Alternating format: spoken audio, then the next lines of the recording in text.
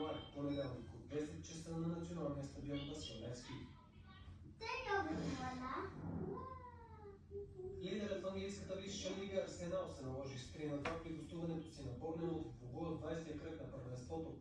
Така артилеристите постигнаха пета поредна победа и събраха 48 точки в челото на временното класиране, като имат преднина от 6 пред втория Астън Вила и 7 пред третия Манчестър Сити.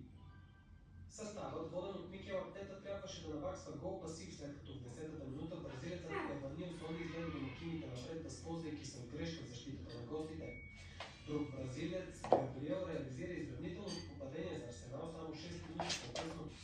Първото полувреме приключи при равенство 1-1, но в 54-та минута Деклан Райс комбинира с капитана Мартин Йодегорд и с точен изстрел донесе аванс от 2-1 за топчиите. Райс отбеляза второто си попадение в двубоя в 71-та минута, когато след чудесна асистенция на влезлия като резерва Букайо Сака